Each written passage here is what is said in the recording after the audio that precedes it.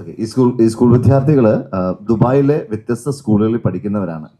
അപ്പോൾ അവർക്ക് ട്രാൻഡ്രം പ്രസ് ക്ലബ്ബിൽ എന്താണ് കാര്യം എന്ന് ചോദിച്ചു കഴിഞ്ഞാൽ, കഴിഞ്ഞ ഒരു 4 വർഷമായിട്ട് ദുബായിലെ സ്കൂളിൽ പഠിക്കുന്ന വിദ്യാർത്ഥികൾ ജൂലൈ ഓഗസ്റ്റ് മാസത്തിൽ ഏതെങ്കിലും ഒരു 10 ദിവസം ചൂസ് ചെയ്തിട്ട് നമ്മുടെ കേരളത്തിലെ വ്യത്യസ്തമായ സ്കൂളുകളിൽ വരികയും ആ സ്കൂളുകളിനെ കോൺസെപ്റ്റ് എന്ന് പറഞ്ഞാൽ അഡോപ്റ്റ് ചെയ്തിട്ട് ദുബായിൽ ലഭ്യമായ രീതിയിലുള്ള robotics, artificial intelligence, space technology base ചെയ്തിട്ടുള്ള ലാബുകൾ സെറ്റപ്പ് ചെയ്യുകയാണ് ഈ കുട്ടികൾ ചെയ്യുന്നത്.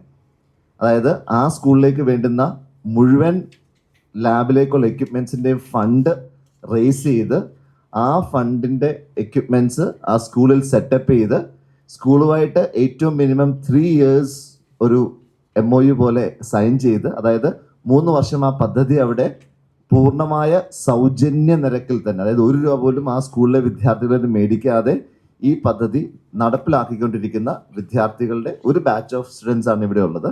അപ്പം ഞങ്ങളുടെ 7ാമത്തെ പ്രൊജക്റ്റ് അതിൻ്റെ സെക്കൻഡ് ഫേസ് 3 വർഷം കഴിഞ്ഞ് 4ാമത്തെ വർഷമായത് സ്റ്റാർട്ട് ചെയ്യുന്നതിൻ്റെ ഭാഗമായിട്ടും കൂടിയാണ് ഇവരിവിടെ വന്നേക്കുന്നത്.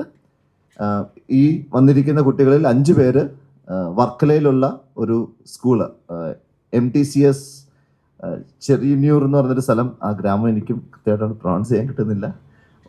ചെറിയന്നൂർ, അതെ. ആ സ്കൂള് നമ്മൾ ഏകദേശം 10 ലക്ഷത്തോളം രൂപ വില വരുന്ന ലാബ് എക്യുപ്മെൻറ്റ്സ് അവിടെ ചെയ്ത് അവിടെ ലാബ് സെറ്റപ്പ് ചെയ്തിട്ടുണ്ട്. പ്ലസ് അവിടെ 3 വർഷം ട്രെയിനിങ് കഴിഞ്ഞു, വീണ്ടും ആ ലാബ് ഫുള്ളി റീവാമ്പ് ചെയ്തു. അതോടൊപ്പം തന്നെ Kannur government school NUPS new UPS school Maloor Panampatta, അവിടുത്തെ ലാബും നമ്മൾ ചെയ്തിരുന്നു. അതിൻ്റെ ഇനോഗ്രേഷൻ അന്നത്തെ മുഖ്യമന്ത്രി ആയിരുന്ന പിണറായി വിജയൻ സാറാണ് ചെയ്തത്. ആ സമയത്ത് കുട്ടികൾക്ക് വരാൻ പറ്റില്ല, കാരണം ഫെബ്രുവരി മാസത്തിലായിരുന്നു അതിൻ്റെ ഇനോഗ്രേഷൻ നടന്നത്. ഇവർക്ക് അന്നേരം എക്സാംസും ഒക്കെ ഉള്ള സമയമാണ്, അല്ലെങ്കിൽ ക്ലാസ്സസ് നടക്കുന്ന സമയമാണ്. ഇനിയും ഇന്ന് ഇവിടുന്ന് 5 കുട്ടികൾ അങ്ങോട്ടേക്ക് പോകും ആ ലാബിൻ്റെ ആക്ടിവിറ്റീസിന് വേണ്ടി. ഇത് നിങ്ങളോടൊന്ന് പറയാനും, ഇത് ഇവരുടെ ഒരു കുട്ടികളായിട്ട് ചെയ്യുന്നൊരു കാര്യമായതുകൊണ്ട് ഇതൊരു നല്ല ഒരു മാതൃകയായിട്ട് തുടരണം എന്നുള്ള ആഗ്രഹം ഞങ്ങൾക്ക് ഉള്ളതുകൊണ്ടും ഇത് കൂടുതൽ ആൾക്കാർ അറിയണമെന്നുള്ള ആഗ്രഹം ഉള്ളതുകൊണ്ടാണ് ഇങ്ങനെ ഒരു പ്രസ് മീറ്റായിട്ട് എന്നെ വിളിച്ചത്. വന്ന എല്ലാവരോടും നന്ദി അറിയിക്കുന്നു. ആദ്യം തന്നെ കഴിഞ്ഞ ദിവസം ബഹുമാനപ്പെട്ട കേരള വിദ്യാഭ്യാസ വകുപ്പ് മന്ത്രി N. ഷംസുദ്ദീൻ സാറിനെ മീറ്റ് ചെയ്യാൻ പറ്റി. ഞങ്ങളുടെ 8ാമത്തെ പ്രൊജക്റ്റ് അദ്ദേഹത്തിൻ്റെ മണ്ഡലത്തിലെ അദ്ദേഹം ചൂസ് ചെയ്തിരുന്ന ഒരു സ്കൂളിലായിരിക്കും. എഗെയിൻ ആ സ്കൂളും പൂർണ്ണമായിട്ടും സെറ്റ് ചെയ്യുന്നത് ഈ സ്കൂൾ സ്റ്റുഡൻസ് ആയിരിക്കും. ഞങ്ങളുടെ ഒരു കോൺസെപ്റ്റ് 5 വിദ്യാർത്ഥികൾ ചേർന്ന് ഒരു സ്കൂളിനെ അഡോപ്റ്റ് ചെയ്യുക, ആ സ്കൂള് മിനിമം 3 വർഷം ഈ കുട്ടികൾ റൺ ചെയ്യുക. ഇവർക്ക് ശരിയാണ് എല്ലാ ദിവസവും വരാൻ പറ്റില്ല, അതുകൊണ്ട് തന്നെ ഇവർ റേസ് ചെയ്യുന്ന ഫണ്ട് 3 വർഷം അവിടെ ഒരു റോബോട്ടിക്സ് ടീച്ചറിനെ എംപ്ലോയ് ചെയ്യുന്നതിനുള്ള പണം കൂടെ കണ്ടെത്തിയിട്ടാണ് ഈ പദ്ധതി ആരംഭിക്കുന്നത്. അങ്ങനെയാണ് ഇപ്പോൾ 7 സ്കൂളുകളുള്ളത്. ഞാനീ പറഞ്ഞത് വർക്കലുള്ള സ്കൂള്, പിന്നെ മുരിക്കുമ്പുഴയിൽ ഒരു ഇൻഫന്റ് ജീസസ് സ്കൂൾ ചെയ്തിട്ടുണ്ട്, പുല്ലൂർ ഒരു ഗവൺമെൻറ് സ്കൂള് VOUPS എന്ന് പറഞ്ഞ സ്കൂള്, മാവേലിക്കലിൽ ഒരു special need school Jyothis school എന്ന് പറഞ്ഞൊരു സ്കൂള് ചെയ്തിട്ടുണ്ട്. പിന്നെ കണ്ണൂർ ഞാനിപ്പോൾ ഈ പറഞ്ഞ സ്കൂള്, പിന്നെ ഇൻഡോറിനടുത്ത് ഷിപ്ര എന്ന് പറഞ്ഞ സ്ഥലത്ത് ഒരു സ്കൂൾ ചെയ്തിട്ടുണ്ട്. ഇതിൽ 3 മലയാളികളും ബാക്കി 7 പേര് മലയാളം ലെവലേശം അറിയാത്ത ഡിഫറെൻറ്റ് സ്റ്റേറ്റ്സിലുള്ള കുട്ടികളുമാണ്. നമ്മൾ ചൂസ് ചെയ്യുന്ന ഒരു ക്രൈറ്റീരിയ ഫീസ് തീരെ കുറവുള്ള ഗവൺമെൻറ് സ്കൂളും പ്രൈവറ്റ് സ്കൂൾസും നമ്മൾ ചൂസ് ചെയ്യാറുണ്ട്. പക്ഷെ പരമാവധി ഫീസ് ഒരു ലോവർ ലെവലിൽ നിൽക്കുന്ന ഒരു 20,000-15,000 രൂപ ഒരു വർഷം മാക്സിമം. കാരണം അങ്ങനെയുള്ള സ്കൂളുകൾ ഞങ്ങൾ പോയി പഠിക്കുമ്പം അവിടെ ഒന്നും പ്രോപ്പർ ഒരു ലാബ് ഫെസിലിറ്റി പോലും ഇല്ല. അത് നിഷ്കർഷിച്ചേക്കുന്ന രീതിയിൽ നിങ്ങൾക്കറിയാമല്ലോ, കൊല്ലത്തും തട്ടിക്കൂട്ടിയൊക്കെയാണ് നടക്കുന്നത്. അങ്ങനെയുള്ള സ്കൂൾ നമ്മൾ ചൂസ് ചെയ്യുന്നത്. ഇപ്പോൾ ഗവൺമെൻറ് സ്കൂൾ ചൂസ് ചെയ്യുമ്പം അവിടെ ഗവൺമെൻറ് ഫണ്ട് അനുസരിച്ച് കമ്പ്യൂട്ടർ ലാബൊക്കെ ഉണ്ടായിരിക്കും. എല്ലായിടത്തും ഈ റോബോട്ടിക്സ് AI ലാബ്സ് ഇല്ല. ഞങ്ങളിത് എന്തുകൊണ്ട് ഇത് ചൂസ് ചെയ്യാൻ കാര്യം എന്ന് വെച്ചാൽ UAE ഇത് ഇപ്പം മാൻഡേറ്ററി ആണ്, ഇപ്പോഴല്ല, കഴിഞ്ഞ കുറേ വർഷങ്ങളായിട്ട്.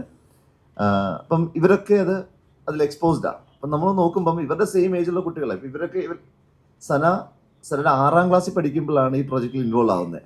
അപ്പം അവിടെ അന്ന് ആ കുട്ടിക്ക് കിട്ടുന്ന എക്സ്പോഷർ നമ്മുടെ ഈ 6ാം ക്ലാസ്സിൽ പഠിക്കുന്ന ആൾക്ക് കിട്ടുന്നില്ല. എൻ്റെ പ്രശ്നം എന്താണെന്ന് വെച്ച് കഴിഞ്ഞാൽ ഒരേ ഏജിലുള്ള കുട്ടികൾ 2 സ്ഥലത്തായതിൻ്റെ പേരിൽ 2 തലത്തിലാണ് ഓപ്പർച്യൂണിറ്റി കിട്ടുന്നത്.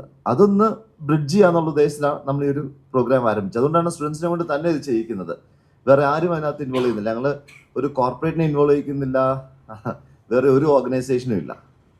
സോ ഇവരൊക്കെ വ്യത്യസ്ത സ്കൂളുകളാണെങ്കിലും ദുബായിൽ എനിക്കൊരു അക്കാഡമി ഉണ്ട്, യൂണീക് വേൾഡ് റോബോട്ടിക്സ് എന്ന് പറഞ്ഞ്. ഞങ്ങളുടെ ഓർഗനൈസേഷൻ ഇവർ റോബോട്ടിക്സ് പഠിക്കാൻ വരുന്നുണ്ട്. ഐ മീൻ അതർ ദാൻ സ്കൂളിലുള്ള അവരുടെ സ്കൂളിലെ ഫെസിലിറ്റിക്ക് അപ്പുറത്തേക്ക്.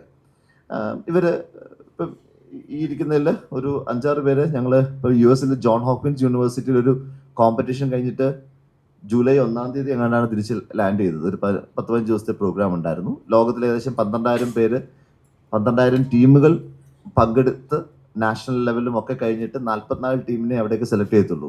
അതിലൊരു ടീമായിട്ട് പോയി. അപ്പം ഇത് ഇവരുടെ ഒരു പാഷനാണ്. പഠിച്ച് വരുമ്പോഴത്തേക്ക് ഞങ്ങൾ ആദ്യമായിട്ട് ഇത് ചെയ്യുമ്പോഴാണ് മനസ്സിലാകുന്നത് ഇത്രയും ഡിവൈഡ് ഉണ്ടെന്ന്. അപ്പം ഞാൻ കൂടുതലും ഞങ്ങൾ ദുബായ് ബേസ് ആണ്. അപ്പം ഇവിടെയും എല്ലായിടത്തും ഈ ടെക്നോളജി ഉണ്ടെന്ന് പറയുമ്പോഴും ഡിഫറൻസ് ഭയങ്കര ഹ്യൂജാണ്.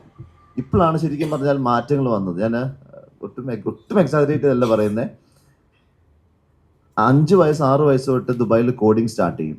അപ്പം ഞാൻ ഇപ്പോഴല്ല, ഞാൻ ഇന്നത്തെ അവസ്ഥയല്ല, 2 വർഷം മുമ്പ് ലുലു കൊച്ചി വെച്ച് നമ്മളൊരു പ്രോഗ്രാം ചെയ്ത സമയത്ത് അവിടെ കുട്ടികൾ ഓഡിയൻസിനോട് ചോദിച്ചു, നിങ്ങൾ സ്കൂളിൽ കോഡിങ് പഠിക്കുന്നുണ്ടോ എന്ന്. അപ്പം 8ാം ക്ലാസ് 9ാം ക്ലാസ്സിലുള്ള കുട്ടികൾ വളരെ എക്സൈറ്റഡ് ആയിട്ട് പറഞ്ഞു ഞങ്ങൾ കോഡിങ് ചെയ്യുന്നുണ്ട്. അപ്പോൾ അവരെന്ന് പറഞ്ഞു അവർ സ്ക്രാച്ചിലാണ് ചെയ്യുന്നത്. ഞാൻ 2 വർഷം മുമ്പത്തെ കാര്യം പറയുന്നത്, ഇന്നത്തെ കേസല്ല. അപ്പം അന്ന് അത് പറയുമ്പം ആ സെയിം സ്ക്രാച്ച് ദുബായിലെ കുട്ടികളിൽ മിക്ക ആൾക്കാരും 6 വയസ്സ്, അതായത് ഗ്രേഡ് 1 ഗ്രേഡ് 2 പഠിക്കുന്ന കാര്യമാണ്. ശരിയാണ്, 8ാം ക്ലാസ് ചെയ്യുന്ന ആൾ കുറച്ചുകൂടെ നോളജ് ഉണ്ടായിരിക്കും. എന്നിരുന്നാൽ പോലും ആ പഠിപ്പിക്കുന്ന കോണ്ടന്റിൽ ഹ്യൂജ് ഡിഫറൻസ് ഉണ്ട്. അപ്പം അത് ബ്രേക്ക് ആവണം. നമുക്കിവിടെ അറ്റൽ ടിങ്കറിംഗ് ലാബ് വന്നിട്ടുണ്ട്. ഈ ടിങ്കറിംഗ് ലാബ് വരുമ്പം അവിടെയും റോബോട്ടിക്സ് AI എക്സ്പേർട്സ് അല്ല, ടീച്ചേഴ്സ് അല്ല പലപ്പോഴും ഉണ്ടാവുന്നത്. സയൻസ് പഠിപ്പിക്കുന്ന ഒരു അധ്യാപകരായിരിക്കും, അല്ലെങ്കിൽ മാത്ത് പഠിപ്പിക്കുന്ന ഒരാളായിരിക്കും അതിൽ അസൈൻ ചെയ്തേക്കുന്നത്. എന്തുമാത്രം ചെയ്യാൻ പറ്റും? ഇതൊരു ഫാസ്റ്റ് മൂവിങ് വേൾഡ് ആണ്. നമ്മൾ അതിനായിട്ട് അഡാപ്റ്റ് ചെയ്തില്ല എങ്കിൽ ഇറ്റ് ഇസ് നോട്ട് ഗുഡ്. ആ ഒരു മിഷനാണ് ഇവരിപ്പോൾ ഏറ്റെടുത്തേക്കുന്നത്. എക്യുപ്മെന്റ്സ് ഒരു 10-12 ലക്ഷം രൂപയുടെ എക്സ്പെൻസ് വരും. പിന്നെ 3 വർഷത്തേക്ക് ഒരു ടീച്ചറിനെ നമ്മൾ അസൈൻ ചെയ്യുമ്പോഴത്തേക്ക് 6 മുതൽ 8 ലക്ഷം രൂപ വരെ കണക്കാക്കും. അങ്ങനെ വരുമ്പം somewhere around 18 to 20 lakhs budget ചെയ്തിട്ടാണ് നമ്മളൊരു ലാബിലേക്ക് ഇറങ്ങുന്നത്. സോ ഫണ്ട് ഇവർ റേസ് ചെയ്യും.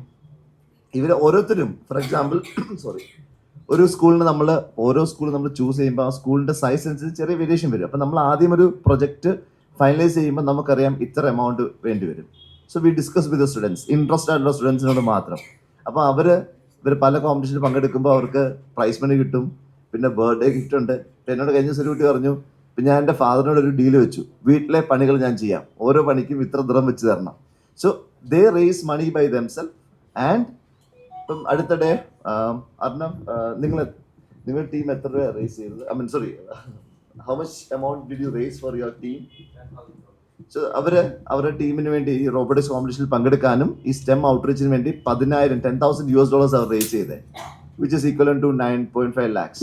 സോ അത് പോസിബിൾ ആണ്. അപ്പം ഞാൻ ചിന്തിക്കുന്നത് ഇങ്ങനെ, നമ്മുടെ മലയാളികൾ ആ ഒരു കേസ് തന്നെ എടുത്താൽ, ഇത് മലയാളികൾ മാത്രമല്ല, എത്രയോ പേര് വിദേശത്തുണ്ട്. ഇനിയും 5 പേര് വേണ്ട, 10 പേര് ചേർന്ന് ഒരു സ്കൂൾ ലാബ് ഏറ്റെടുക്കാൻ പറ്റിയാൽ വിച്ച് ഈസ് വെരി ഈസി. കാരണം ഇവിടെ പഠിക്കുന്ന ഈ കുട്ടികളിൽ പല കുട്ടികളുടെയും സ്കൂളിൽ ഒരു വർഷത്തെ ഫീസ് ഏകദേശം 100,000 മുകളിൽ ഫീസുള്ള സ്കൂളുണ്ട്. ബൈ ഗോഡ്സ് ഗ്രേസ് കുറച്ച് പേർക്ക് പ്രിവിലേജ് ഉണ്ട്. ആ പ്രിവിലേജ് ഉള്ള കുട്ടികൾ, ഇപ്പം നമ്മൾ പണ്ട് APJ അബ്ദുൽ കലാം സാറിൻ്റെ ഒരു കോൺസെപ്റ്റ് ആയിരുന്നു providing urban amenities to rural areas. അതായത് ഫെസിലിറ്റി ഉള്ള ആൾക്കാർ ഫെസിലിറ്റി ഇല്ലാത്തവർക്ക് പ്രൊവൈഡ് ചെയ്യുക. It's a responsibility. അപ്പം ആ രീതിയിൽ ഉള്ള സ്റ്റുഡൻസിനെ ഐഡൻറ്റിഫൈ ചെയ്യുക, അവരെ ക്ലബ് ചെയ്യുക, സ്കൂൾസ് അഡോപ്റ്റ് ചെയ്യുക, റൺ ചെയ്യുക. അത് സ്കൂൾ അഡോപ്റ്റ് ചെയ്ത് സ്റ്റുഡൻസിനെ ഇൻവോൾവ് ചെയ്യിച്ചാൽ ഇത് റെക്കറിങ് ആയിട്ട് പോകും. സസ്റ്റൈനബിലിറ്റി ഉണ്ട് അവിടെ. ഒരു ബാച്ച് കഴിയുമ്പോൾ അടുത്ത ബാച്ച് ഓഫ് സ്റ്റുഡൻസ് വരും. അപ്പം അത് ആ രീതിയിൽ നമുക്ക് സസ്റ്റെയിൻ ചെയ്ത് പോകാൻ പറ്റും.